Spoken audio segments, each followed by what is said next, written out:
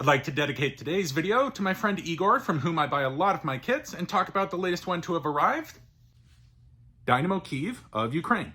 Dynamo were founded in the 1920s and take their name from the Soviet Union's Dynamo Sports Club. You'll still see the term Dynamo or Dynamo used in a lot of clubs' names, especially in Russia and in countries from the former Eastern Bloc in Europe.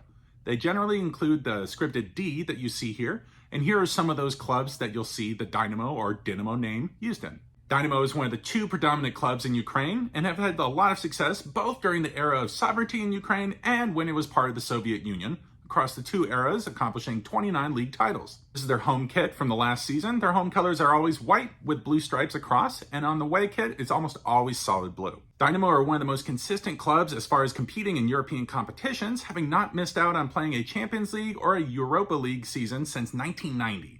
Kyiv have won 3 European titles, including 2 European Cup Winners' Cups in these 2 years, making them one of only 2 clubs during the Soviet era to win a European title, both of which are not based in what is currently Russia. And the 3rd European title is particularly impressive because it was during the 1975 UEFA Super Cup against Bayern Munich.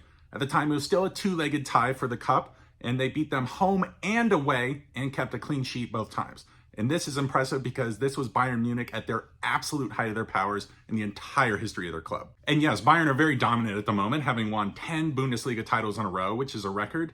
During the 70s, they won 3 European Cups in a row, that's the Champions League, and they boasted these 4 names in their squad. These are 4 of the most important players who ever played football in Germany, and Dynamo beat their squad in 2 games in a row.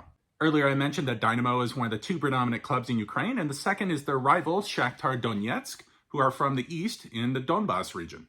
This rivalry has really taken over, especially since the 1990s in Ukrainian football. The rivalry match between the 2 is called the Klasichny, which translates to Classico, which is a very uncommon term to be heard in a rivalry match in a country that is not Spanish-speaking. We could talk to no end about the incredible Ukrainian talent that has come through this club throughout the years, as well as in the current squad. So let's start with just 3 from the past, with Andrei Shevchenko, arguably the finest Ukrainian player of all time, who started and ended his career with Dynamo, having had success at AC Milan and Chelsea in between. To bring in a name that current Premier League fans will know, let's talk about Andrei Yarmolenko, who was with Kyiv, had played at West Ham United in the Premiership, and has just moved to the United Arab Emirates to play with Al Ain.